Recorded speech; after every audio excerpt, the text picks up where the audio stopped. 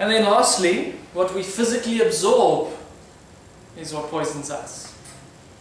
So I'll spend most of this evening on that, or at least the next section, and then I'm going to go into 10 detox tips to get the stuff out. So what are we poisoned by?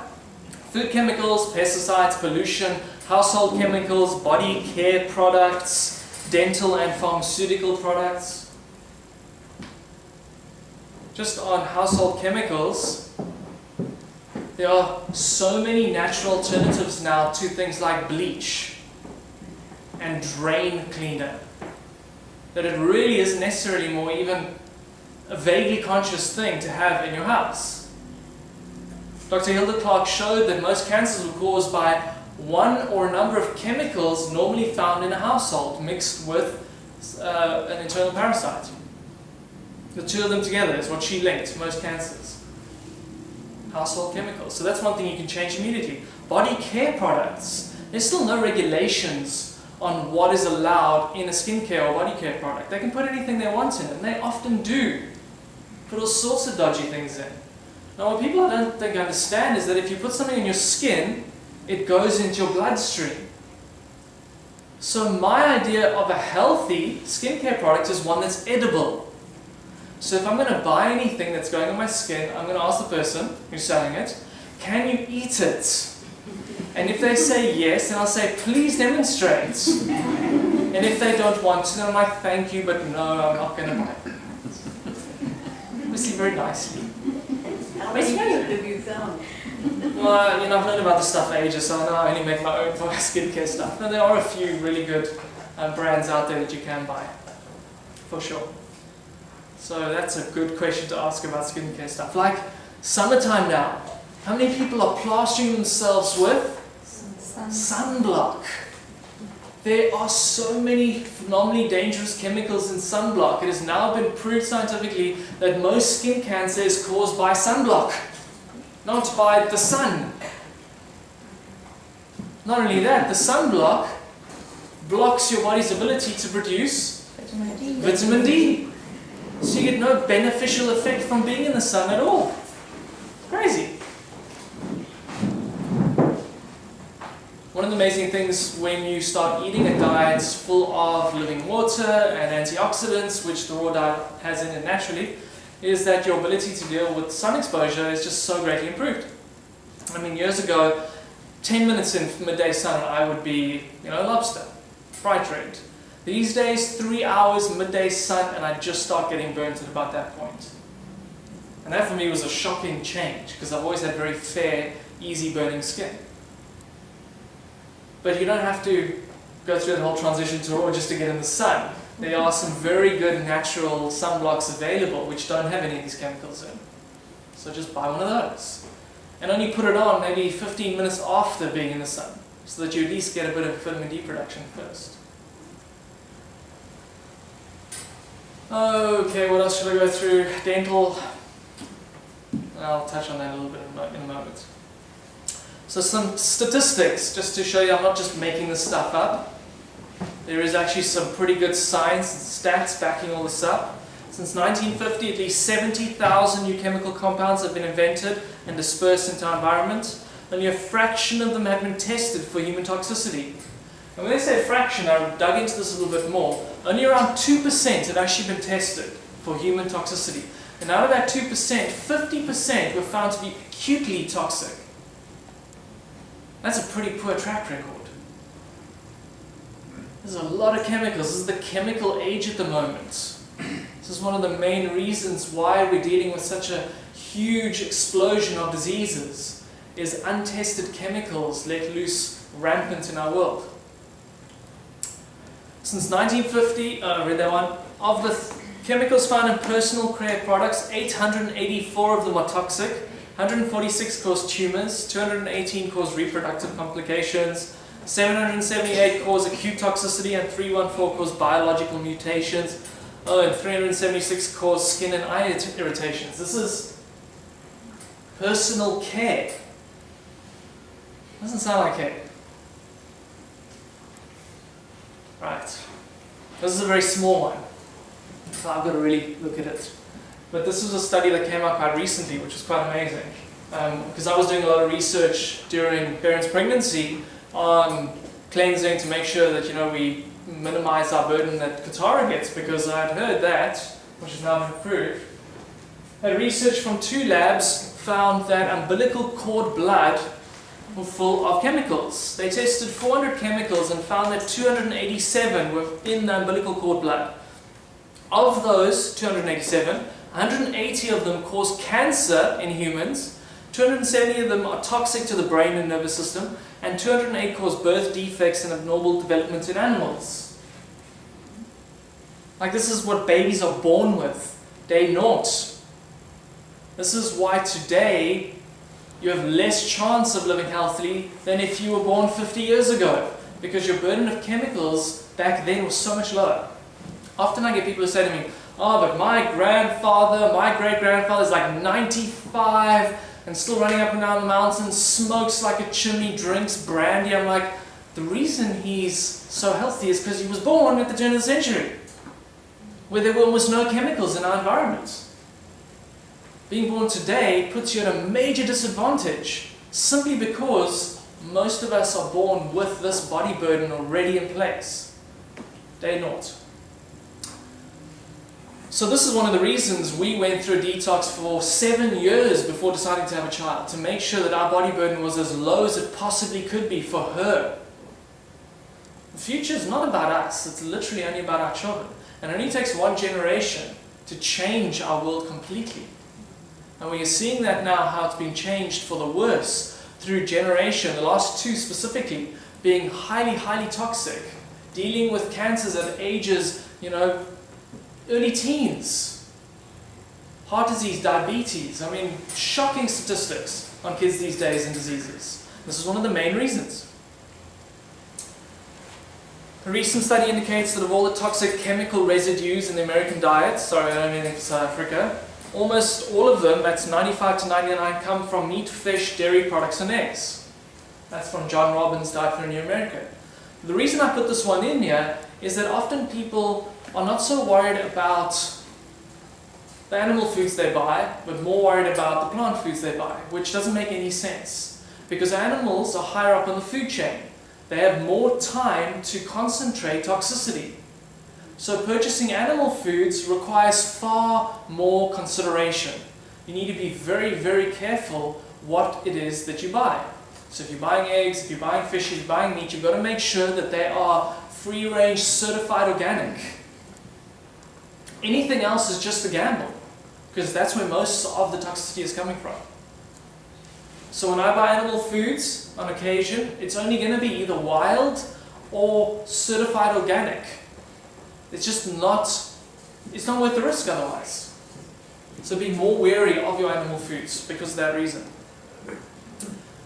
So all of this stuff gets into the system. Now we need to look at how to get it out. And this is the diagram of how we are poisoned. So you can see at the top here, the guy's eating out of a garbage can, as most humans tend to do. It's amazing what people put down their throats. It don't need to be classified as rubbish. Actually, we call it rubbish. It's junk food. Junk food. You can see he starts looking like a garbage can because you are what you eat. The first thing your body does is it chucks out mucus and phlegm.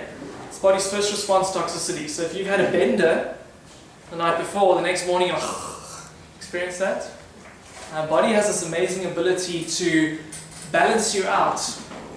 So after a while of toxicity, the body kind of goes, okay, this is now baseline. So you don't notice the symptoms anymore, they're suppressed. More toxic you become, body takes away the symptoms. And that's a real issue because then eventually when a diagnosis comes, you're like, what happened? But all those little symptoms that you had before were never addressed and were just shoved under the carpet. So the carpet got bigger and bigger and bigger until eventually you fell off the carpet. And that's one of the major issues today with disease, is that it's accumulative things happening over a long period of time. It's not necessarily, oh, yesterday I ate McDonald's and today I've got cancer. It's for the last 20, 30, 40 years I've been eating rubbish. That has an accumulative effect. Because even though the body throws up this mucus barrier to try and prevent the absorption of the junk, it still gets through. It goes into your bloodstream, Your bloodstream can't deal with cleaning it because your organs that are supposed to detoxify us just can't cope with the amount of toxicity in our environment. So it then goes through the lymph and into the tissues. And it's laid out in tissues, especially fat cells. It just came to me right now, but for this reason, if you know anyone or if you are carrying quite a bit of weight, be very careful how quickly you detoxify. Because if that all drops off quickly and gets into your bloodstream again, that can cause major issues. So this stuff then comes into the brain, there's headaches, all of this mucus starts becoming a breeding ground for parasites like fluke worms, hookworms, tapeworms. Not the kind of guys you really want in your digestive system. You also get fermentation happening in the colon, blocked pipes, constipation. Not pretty. Constipation is the #1 disease symptom that people get that they ignore. Constipation, that's the first thing. Ignore the constipation, it's like filling your drain at home full of junk and still washing dishes. It's not going to be pretty. It's all going to come out into the kitchen. That's what happens. Your colon is blocked, it's all coming up. Luckily it doesn't come up all the way, but it comes into your tissues. So I'll talk about colon cleansing in a minute. So what I want to touch on first is just these red, nasty shaped molecules that are being ingested. What are they? I call them the poisons of the palate. You know, because besides all the chemicals and poisons, there's actually stuff that people call food that they eat on a daily basis, which actually isn't food at all. It is something that's been created through mega industry, agriculture, commercial ventures, factories, that kind of stuff. So this is the list. I don't have time to spend on each one of them. I'm just going to run through it. Trans fats, this is when an oil is heated or cooked at high temperatures. Most baked goods have them in. White refined sugar, this is the empty calorie carbohydrate that's left after the processing of sugar cane, which is a superfood, it's a grass, leaves this nutrient deficient poison called white refined sugar. White refined sugar literally strips minerals out of your body over time. That's why it's so dangerous. It's a powerful demineralizer. That's why your teeth eventually fall out, because your body doesn't have enough minerals to keep your teeth mineralized. White refined flour is really white refined sugar. It's also an empty calorie carbohydrate. Again, this is the final product of a process that strips out all the good stuff in the wheat, the germ and the fiber. So eating it like this is doing a similar thing to sugar, stripping out minerals, but it also is intestinal glue. It blocks up your pipes. If you find you've got constipation, cut this one out, see how you feel. What else have we got? Unnaturally processed dairy is the next one. So what I mean by unnaturally processed dairy, firstly, how has the cow been raised? Is it been pumped full of hormones, antibiotics, all that kind of weird stuff? Has it been kept in a feedlot without grass? You know, this happens to a lot of cows, to most of them actually. So firstly, you've got to get ethically sourced stuff. Secondly, has it been homogenized or pasteurized? Those are both unnatural processes that our body has not been exposed to, ever. So if you're going to eat dairy, make sure it's raw. Happy cow dairy. And not only that, it has to be Guernsey dairy. It's the only one that won't cause inflammation of your small intestine. Guernsey. What do you mean by that? The type of... Yeah, the type of cow. Yeah, the Guernsey cow is the only one that doesn't produce the beta casein, which causes inflammation in your small intestine. You can Google it. Casein, Guernsey, it's all there. The rest of the cows are all 50-50. Guernsey is almost 90+%. What else have we got? Unnaturally processed soya. So if you have naturally processed soya that's certified organic, tofu, tempeh, soy sauce, that kind of thing. Unnaturally processed, I'm talking here about soy burgers, soy mince, soy sausages, soya, weird stuff. It doesn't look like food, it's just a process of chemicals. Often high in aluminium, often full of MSG because it's a byproduct of the processing. Soft drinks, I think everyone understands it's a poison. It's sugar with acid. Bad combo for your health. Artificial sweeteners, pure poison for your brain. It's been linked to a number of brain disorders. Alcohol, the way that you become drunk is because your brain can't carry enough oxygen. That's why you lose brain cells. The cause of cancer was discovered early part of the century, and the cause is lack of oxygen at a cellular level. So basically anything that's going to inhibit oxygen in my cells, I'm going to try and avoid. So alcohol is one of those. Coffee, next one, also inhibits oxygen at a cellular level because of its acidity. It's also a highly pesticided crop, so you've got to make sure you're getting certified organic. Obviously for most people who are new to this, cutting all of these out in one go would feel like they are killing their fun in the world. And that's the last thing that I want anyone to do, because enjoyment is an important part. There is a process that takes place where you start de-linking the enjoyment to these things and linking that enjoyment to something else. And that takes time. So I'm recommending you do this overnight. A process of detoxification, which I'm going to show you in a minute, naturally allows your body to get used to these things out of your diet, so that when you add them back in, you feel their poisonous effect. Because that's really the only way you can decide to cut something out, if you feel that it's a poison. Just listening to me yak on about it is not going to do it, or definitely shouldn't do it. Okay. What else have we got? Let's get into the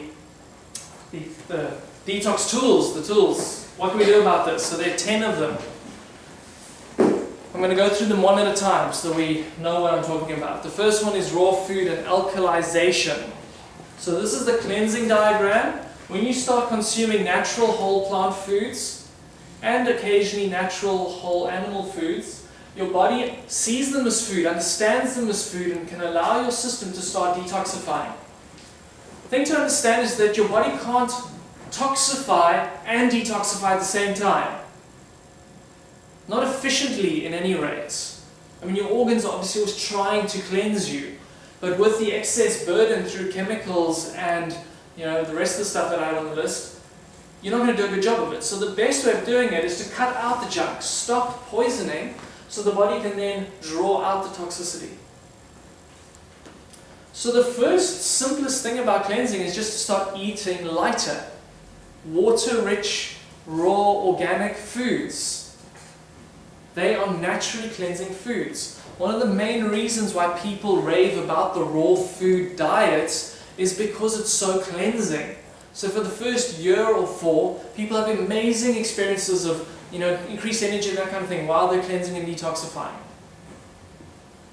So the raw food diet is a great diet to aim towards. And we don't talk about 100% raw, we're talking about around 70% for most people as appropriate. At that level, your body has enough fiber and water and micronutrients to keep you detoxified.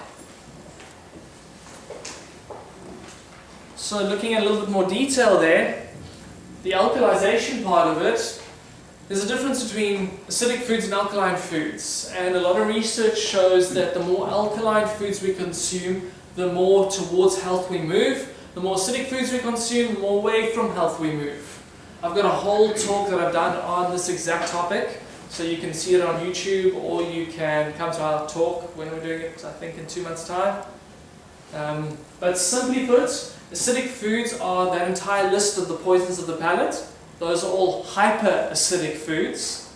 But then any animal foods generally tend towards acidity. When you're looking at alkalizing food, generally you're looking at green leafy veg as the most potent alkalizing, and then other fruits, flowers and vegetables being alkalizing too. That's the simple perspective. If you want to go into deeper, you can look at that YouTube, or you can get a book. There's plenty of them out there. For me, the simplest way of getting into raw food and alkalization is to add these 3 things in.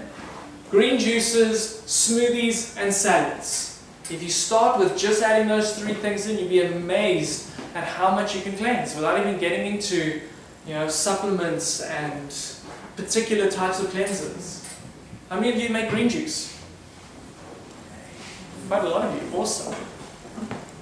Smoothies are really easy. Did anyone try the green smoothie at the back for the first time tonight? Any first timers? No? Okay, well, no, it's good for you. There's still a lot left though. And that green smoothie has got our new green shake in it, which is a potent blend of superfood, grasses, and other things. So, at the end of the day, otherwise I'm going to have to drink it all, which is fine, but it's a lot of juice. And then by salad, I really mean a mix of dark green leafy vegetables with sprouts and avocado, not iceberg lettuce and tomato, which is what you get at restaurants. That is not a salad. That is a condiment. Don't even bother with that. Yeah. If you just pick up a Rawlicious book, you'll see what we mean about salads. I had to put this picture in. Baron took this yesterday. Huh. It was actually her first food and she loves green juice. It's amazing. We kind of just let her eat whatever she likes. By that what I mean is whatever we're eating or whatever's in the garden. So she'll mission around outside and she'll pick a rocket and chew on it. Like she loves it.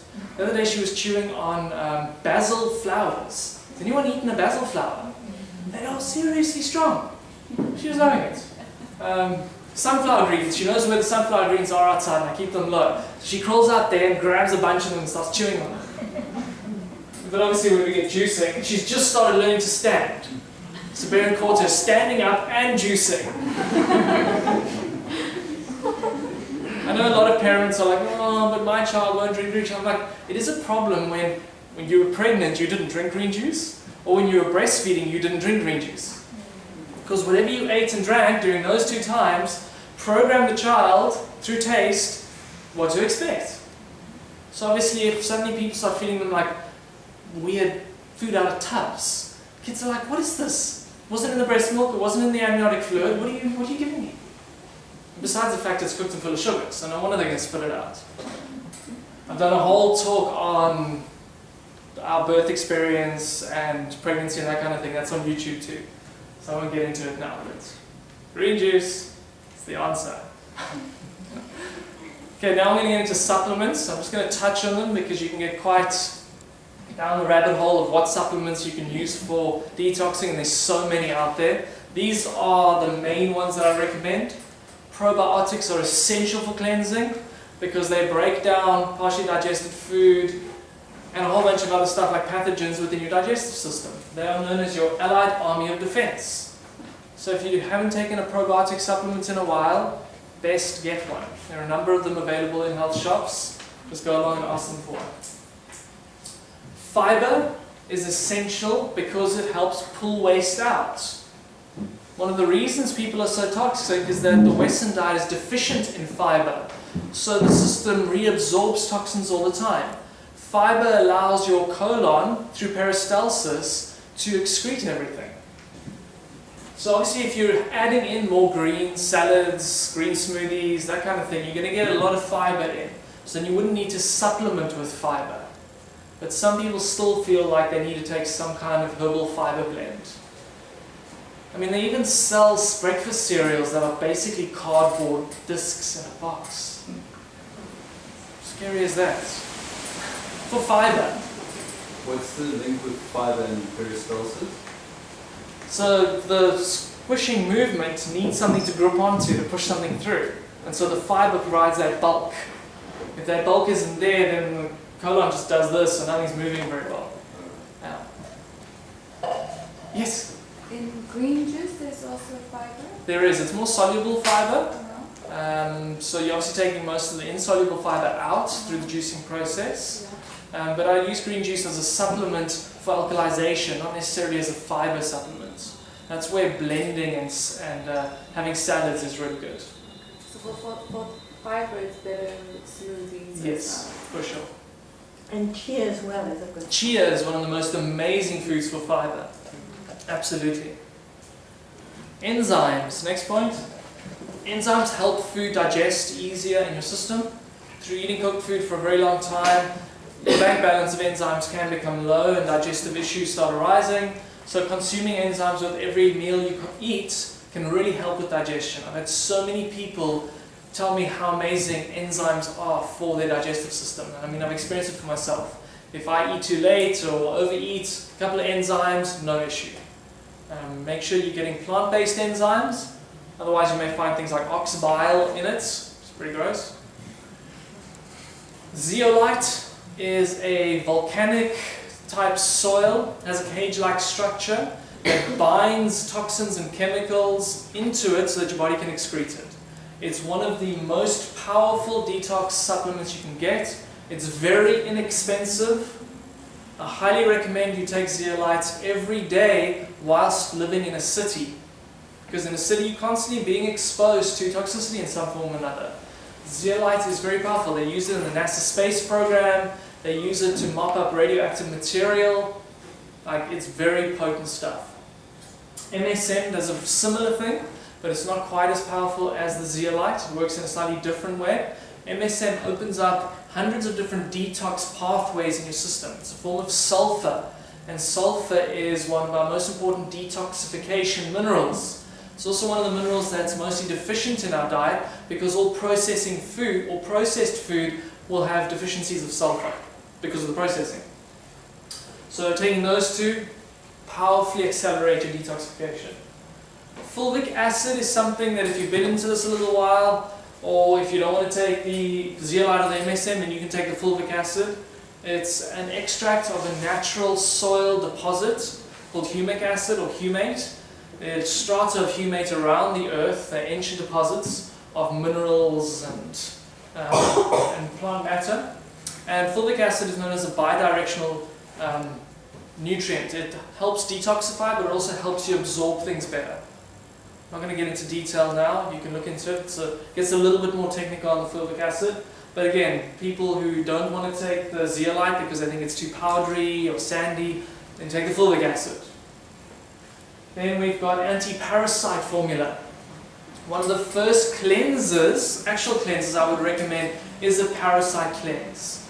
And this is simply a matter of adding in a few herbs for about a 3-month period. The reason 3 months is that certain parasites have a life cycle of up to 3 months. So you don't want to just take it for a month and then the eggs hatch and they're there again. So 3 months, that's 90 days. You take something with black walnut, cloves, and African wormwood. Those three, they're known as the triple treasure. And most anti-worm tinctures or powders will have those three in. You definitely make sure you're getting them in capsules or tincture form. Taking the powders neat is very difficult. Do you sell that anti-parasite? Yes. Yeah, we've got a number of different brands. And then lastly, heavy metal detox. So often people have tried everything else and then they don't realize that they still have silver fillings. And those silver fillings are half mercury, one of the most toxic elements known to man. If the dentist who put the mercury filling in your tooth put that mercury filling in the soil outside, he would go to jail for poisoning the environment. But for some reason, our mouth is considered a safe and acceptable receptacle for mercury. Absolute madness. It's now been banned in a few European countries, so it's gaining traction as the quackery it is. I mean, putting mercury in anything is not a good idea, including light bulbs, which compact fluorescent bulbs are full of. So make sure you get them out, the mercury fillings. I mean, not the light bulbs, all light bulbs too. Replace them with LED light bulbs, way better and cooler. So the mercury fillings, find a dentist that knows how to take them out properly because you don't want to breathe or swallow them all in. There are a number of dentists we recommend. You can contact our office for details. I had 9 of them taken out in my early days of transitioning into raw, and I have to say it made an enormous difference. And I tested my blood and my hair, and I had high levels of mercury, and I have no mercury anymore. So it definitely works. And mercury fillings do leak, especially if you drink cold water or warm drinks. What's your standard recommendation for detox for heavy metals? So heavy metals, there are a number of things that I've already mentioned, like the zeolites, the MSM. Those are really powerful to get it out. You can take chlorella. It's an algae, very powerful to get it out. And then also coriander, the herb, very powerful. It takes it out of your brain. And so with those included in your diet, when I got my mercury taken out, I was drinking coriander shots. It's pretty hectic. Yeah. I'm still thrilled just remembering. It's been years. How much is like recommended? My husband had about 13 out over the last 2 months. Wow. And we've been doing the coriander but how much is enough? You see, because of its strong taste, you're not going to get much of it in your green juice. So I'd rather recommend making a coriander pesto. Because in a pesto, it's much easier to take in. And just put coriander pesto on your salads, on everything you're having. You'll get way more in your system that way. Basil and coriander together is a recipe in Rawlicious. Yeah. Okay, so that's heavy metal detoxing.